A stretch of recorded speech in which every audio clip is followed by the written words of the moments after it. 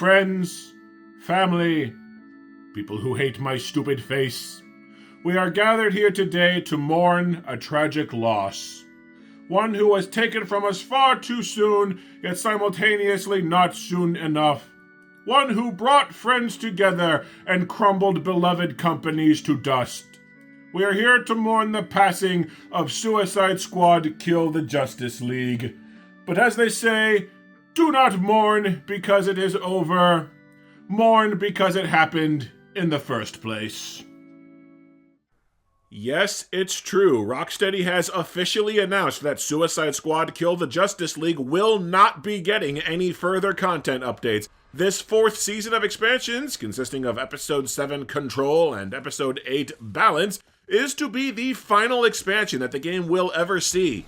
Sad, really. Live services are planned to span years, yet this one died just short of its 1-year anniversary. And I just know the question that you're all dying to ask: did the game have an actual ending? Doubtful, considering that we've got 6 Brainiacs left to kill, and Rocksteady was so bankrupt of ideas, budget, and manpower that the Lawless expansion was missing cutscenes, and Episode 6 didn't even have new gear. Well, I'm not going to give away the presents early. We have to start with Episode 7, because damn it, I'm a professional, and any job that's worth doing is worth doing right. Episode 7's opening cutscene introduces our final squad member, Deathstroke, who's already been recruited to the squad by Amanda Waller and has been working with her for years. There's been some confusion on this point. The game only makes oblique reference to Arkham Knight, and near as I can tell, no reference at all to Arkham Origins, so the latter's post-credit stinger was still completely pointless, and Origins is still exiled from the continuity. Which is laughable now that Rocksteady's wiped their ass with said continuity. Also, gotta love how they gave up on the multiversal variant ideas after 2 characters. I'm pretty sure that Janker and Mrs. Freeze only exist because Arkhamverse Joker and Freeze had send-offs in Arkham Knight and they needed replacements. The cutscene also says that Deathstroke has been fighting Brainiac on his own from behind the scenes, and he's killed 2 Brainiacs by himself! Figured out how to travel between Earths.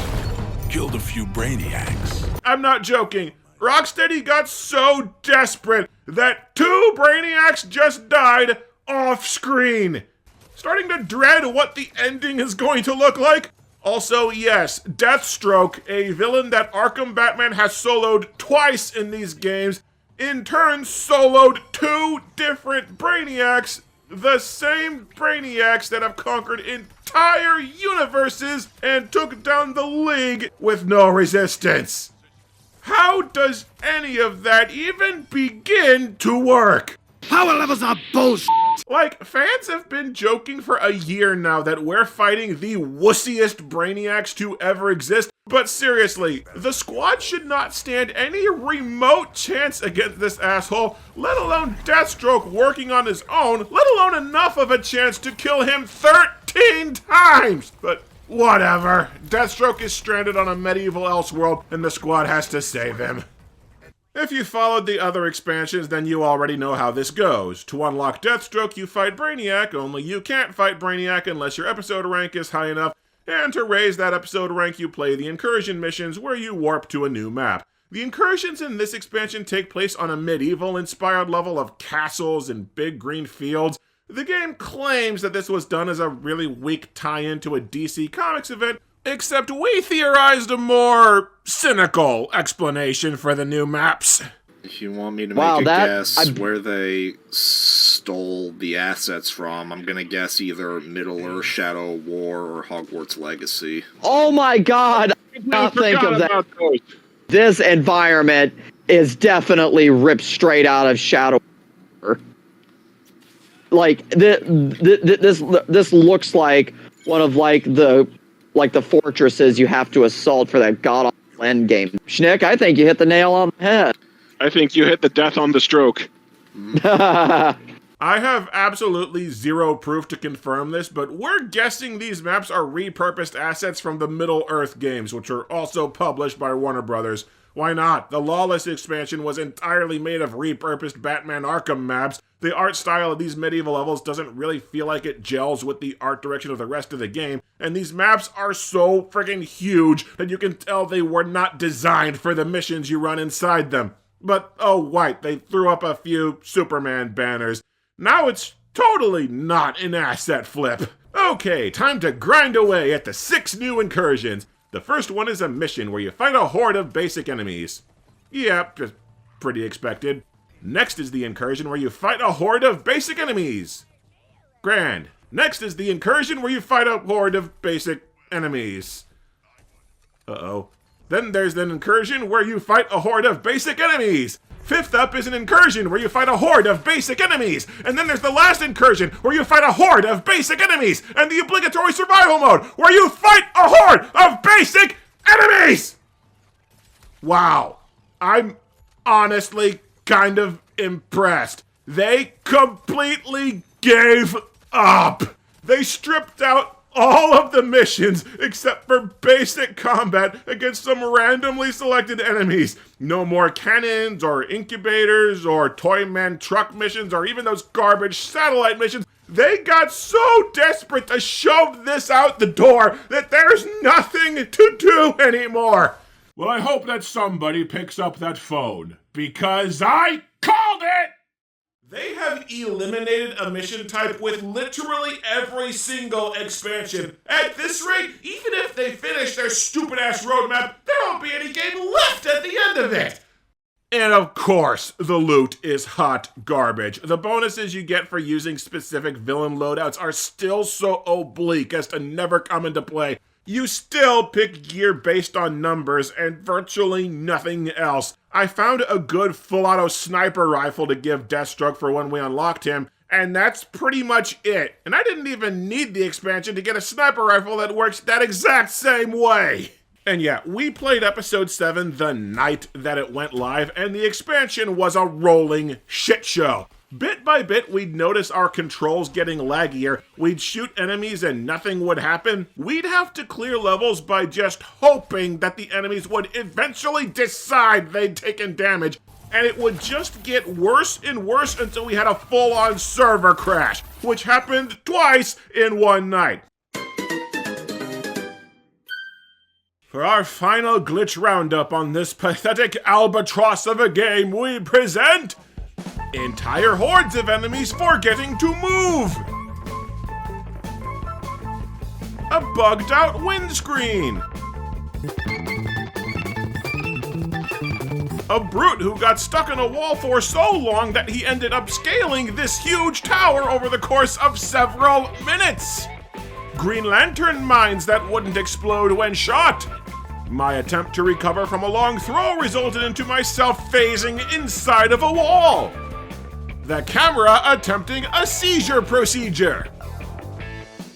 A shield crystal that bugged to be invulnerable. Harley dying without really dying. Harley stuck in the floor. A game crash. Schnick's bullets glitching not to work while the melee still worked fine, so it wasn't a damage bug. Deathstroke phasing into a cart! And Deathstroke frozen into a position where he looks like he's trying to poop. And yes, even here at the end, Miles as Harley is still getting stuck in the environment. A lot. Like, a lot. Like, Miles sent me clips of all his bugs, and it was just clip after clip of Harley getting stuck inside things! The bugginess all culminated with episode 7's Brainiac boss fight, which soft-locked on us to where it was physically impossible to complete. Yeah, the boss opens with a battle against more basic enemies, because Lord knows you haven't had enough of that yet, and at some point the enemies just stopped spawning and left us stuck. We were confused as hell trying to figure out what we did wrong, only to realize the game had broken again. And when we reconvened that weekend to take down this Brainiac, well, this is what happened. First of all, the dude suddenly doesn't taunt you in a cutscene before the fight starts, but once you clear out a few waves of goons...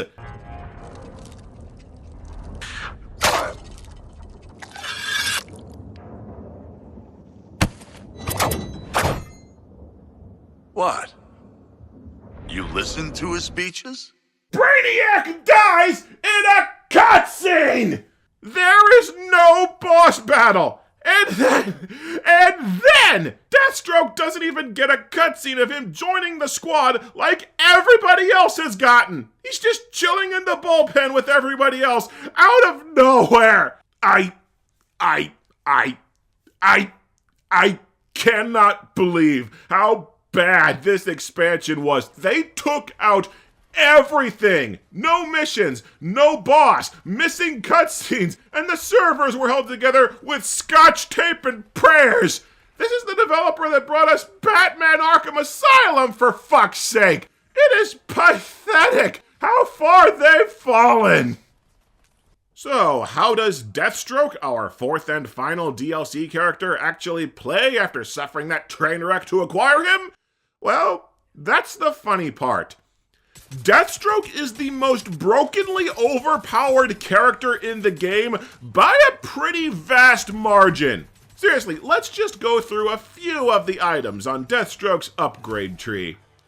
10% damage buff for every nearby enemy. 10% damage buff for every second spent airborne. At 30 combo or higher, you get a 200% damage buff. At 40 combo and higher, you get another 150% damage buff, plus enemy shields and armor just don't matter anymore. Super attacks fully overcharge your shield. You get an extra life that recharges after 2 minutes. Not that I ever came close to using it. 2 extra grenades regardless of your loadout. Kills with critical hits immediately reload your gun. And if you ever do decide that you need to reload manually, it will immediately refill half the meters for both super attacks. The Squad Ultimate gives you unlimited ammo and another 100% boost to firearm damage. And that's not to mention all the upgrades that make enemies bleed, and then you get a 150% damage buff on bleeding enemies. Holy shit! To put this in context, Mrs. Freeze is easily the second most powerful character in the game, and all she gets is some healing, some tiny meter charges for freezing enemies, and 1 melee multiplier at a time. Deathstroke, meanwhile, gets multiple stacking damage buffs to where everything dies in 1 hit! Look at how quickly the dude can take down armored brutes single-handed! Deathstroke's upgrades are so coked out his eyes that Rocksteady has to have been trolling the game on purpose! It doesn't end there, by the way. Deathstroke's traversal has him throw a teleporter gadget, a lot like Captain Boomerang, except Deathstroke is a lot faster and snappier to control. He can also speed run in midair to recharge traversal, hover for a long friggin' time while shooting enemies, and speed run infinitely while on the ground, meaning he's probably the best handling character in the game on top of being busted. And by the way, there is zero explanation for why Deathstroke can fly and super run. It's hand-waved away with some kind of spiritual meditation bullcrap. He just runs on Dragon Ball logic now, where humans can fly if they try hard enough. So just to run down the DLC characters for a second, we've got Janker the Gay Blade, who's average and unremarkable, Blue Muscle Mommy, who's better than everyone at everything, Shut Up Zoomer, who sucks at everything to the point you wonder why she's even here, and only actual recognizable DC character Deathstroke, who's broken to high holy hell. The fact that all 4 new characters are wildly varying tiers of usefulness is just the period at the end of the sentence that Rocksteady had no idea what they were doing. Suicide Squad did get a large influx of players in the months leading up to its final demise, but it wasn't because of hype or any kind of word of mouth regarding the support. It was because the game's Ultimate Deluxe Edition kept going on sale for $5. If that.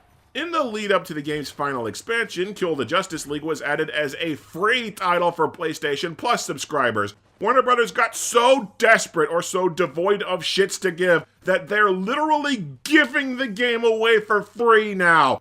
Anything to get players into the ecosystem so they can start buying worthless battle passes and garbage costumes.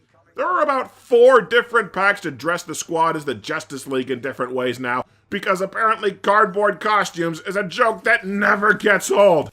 Oh, but it gets better. Upon signing in to the final expansion, Schnick, Miles, and myself all found that we had spontaneously been given over 50 upgrade points for completely free. There was no explanation. That is because Rocksteady sped up the grind for skill points in yet another bid to try and retain a few players, and the stacks of points we got were essentially back pay, as if the speed up had always been in place.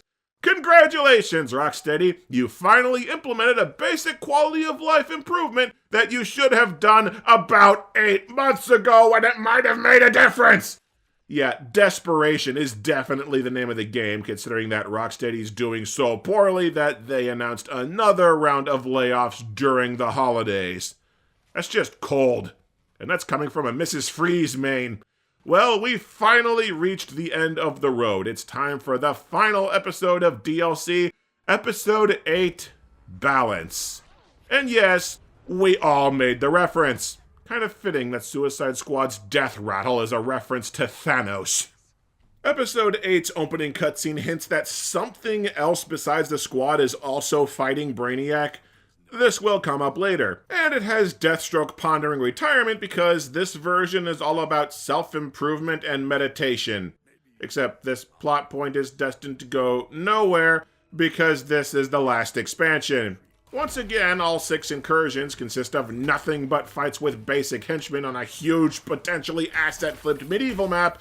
We did get massively overpowered grenades that deal a shitload of damage in exchange for a 1/6 of your health bar, but that was the only halfway interesting or useful gear to drop for any of us in this expansion. And you only have to be at episode level 10 to get to the Brainiac fight, so we reached the final encounter within about 90 minutes. I know I'm blazing through this expansion, but seriously, they added an hour of filler on your way to the final boss fight, and that's the entire expansion. The radio chatter does mention that Green Lantern and the Flash are being prepped to join you in the final boss fight, but their inclusion just amounts to a few scripted events that don't affect anything. Brainiac recreates the maddeningly unplayable Flash boss fight where he runs around and is almost always immune to damage. I've got to be honest, I didn't land any hits on this Brainiac. For all I know, this is a survival mode while Green Lantern fights him for you off-screen. Once you kill him, a second Brainiac spawns to recreate the Green Lantern fight, except every time that you destroy enough constructs to lower his shields, a scripted event has the Flash damage him for you. Then a third Brainiac boss fight starts because, yes, they are just blitzing all of the remaining Brainiacs at once. And I know I made a lot of predictions of how this could end, but I called that too! The last Brainiac recreates the Superman boss, which is easy as piss because he periodically just sits still to let you shoot him. And that was the final boss because, yes, Rocksteady could not even make a new boss fight for the game's grand finale. They just recycle the pre-existing fights that have already been recycled about 4,000 times! But yes, the game actually does have an ending cutscene that's made of crappy motion comics because they can't afford the 3D models anymore. We phased our butts into Brady's lair and he was steamed! This entire thing is narrated by Harley and no one else talks because I'm pretty sure they could also only afford one member of the cast. Batman and Superman just come out of nowhere with zero explanation to take down the last Brainiac. Yes, the Arkham Batman is still alive. No, we do not get more Kevin Conroy audio. Batman explains that the Justice League we killed in the main story was actually just clones, which surprises the squad even though I think they've been told about 3 times already. Superman says that the League will atone and releases all the captives on Brainiac's ship and says they'll just fix the other worlds that we've been visiting. Yeah, just hand wave everything that happened in the story like it'll be magically undone off screen. Hack and Toyman somehow defuse the entire team's neck bomb so everyone leaves Waller to dick around on another parallel Earth. The end. This is barely a step above, I have to go now, my planet needs me, in terms of rushed endings. But yes, that is how Kill the Justice League finally ends. All's well that ends well. Except the Arkhamverse Wonder Woman is still dead. So is the entire Bat family, and so is Lex Luthor, replaced by a multiversal doppelganger as he was. Likely millions of people still died in Metropolis alone. The DC Universe's biggest city is in ruins. The League isn't going to have much luck fixing those 12 Elseworlds, given their barren wastelands where everyone's already dead at best. And there's no way in hell anyone's going to trust the Justice League ever again, no matter how much they atone. Also, listen to this. And the eggheads think something's nipping at his heels. That says the criminals, that's us, did well following his plan. The game tries to imply that Batman was never actually captured by Brainiac and was running some big plan behind the scenes, which is probably meant to explain why Brainiac is so catastrophically weak throughout the whole game. Except Batman was still cloned for a boss fight and for infused enemies, so he had to have been captured for that. And even if we buy this explanation, he still let shitloads of people die, and he left Wonder Woman to get slaughtered by 3 League clones, and he doesn't give a shit! Also, Batman's costume changes in the middle of the crappy artwork! Also, I've seen reports that Kevin Conroy's eulogy is supposed to play again after this cutscene. It didn't for us, so either the reports are wrong, or the game bugged to screw up his eulogy again! That's fine work right there. Well done. I'm proud of you. To say that this ending has not gone over well is a bitch of an understatement. The whole game was pointless. They basically try to sweep the entire story under the rug as a joke that didn't matter when, again, you killed off a beloved Justice Leaguer for good, you dolts! Crap like that should have acknowledged consequences! Nobody is happy with the "we were killing clones the whole time" explanation. People who haven't been following the game just assume it's a cop-out from the bad publicity, and even knowing that it probably was their plan the entire time, that just means the game was sold on lies for cheap controversy. This explanation also opens up plot holes, like the scene where Wonder Woman uses the lasso of truth to find out how to save the League, and the Flash flat out says, "You can't." Or how they constantly make a big deal out of the rescued League members recovering from psychological and physical damage, like the explanation was originally going to be brainwashing. Here's the thing. Rocksteady's initial plan for the expansions was that players would rescue 1 League member each in Seasons 2, 3, and 4, with this plan in place far enough ahead that they supposedly did have more Conroy dialogue ready for the expansions before he passed. They even gave Deathstroke a burning vendetta against Batman because we were supposed to rescue him in Episode 8. The plan was then to do a 5th season of expansions to properly wrap up the Brainiac story, and then, depending on where the game was, they would either end the game entirely or start a new storyline. The problem is that because they didn't know which direction the 5th expansion would take, they didn't work on it ahead of time. And then the game sold like crap, and then the player numbers fell off a cliff, and then Warner Brothers announced a $200 million loss on the game, and then the game's support staff was cut to the bone, and then Rocksteady was hit by massive layoffs, and then the team was reassigned to a new edition of Hogwarts Legacy. It was pretty obvious months ago that a 5th expansion just wasn't going to happen. I'm certain we only got this far because they announced 4 seasons in the base game, and that was legally binding. So if this ending feels like it was hurriedly thrown together at the last minute, that's because it probably was. They had to improvise an ending on no budget, manpower, or development time because everything just went that badly. But believe it or not, it actually somehow gets worse than that utter nothing of an ending. Almost immediately after we finished the final expansion, Rocksteady had to shut the game down to perform server maintenance because the game wasn't working.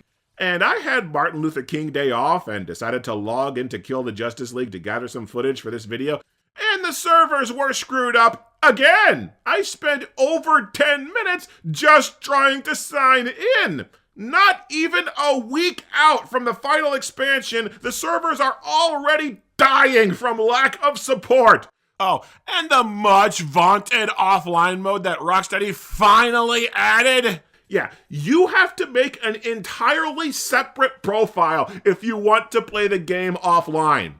I am not kidding. In stark contrast to every other game in existence, you cannot play online and offline without constantly cycling between different game profiles. Oh, you can clone your main save file to create your offline profile, if the servers are up to do so. So when I tried to spend one of my rare vacation days playing this game I've somehow sunk 92 hours into playing, literally the only option I was given was to start the game over from scratch.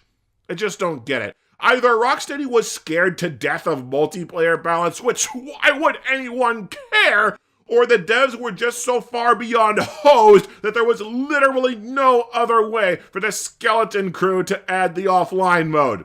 Oh, and like usual, you can continue playing the new episodes to farm higher difficulties for the missions and unlock more worthless gear. There's no point. The game is over. You don't need to farm gear for shit anymore. Yes, this is what we call stroking it. Yep, Deathstroke just loves stroking it down there. Why are you both covered in purple fart clouds? He just loves My Deathstroke's just fine. I'm not covered. It must be to mark like which characters are so you can keep each other straight while we stroke it together. King Shark is doing his best to look away and ignore what we're doing. He doesn't want to see us all stroking it. And thus ends the sordid tale of Suicide Squad Kill the Justice League, a game that everybody predicted would fail, and was correct. But the end is not simply a time for mourning, or celebration in this case, it is also a time for reflection. For truly, what lessons can be learned from the live service whose life was cut so tragically short by the cruel hand of audience indifference?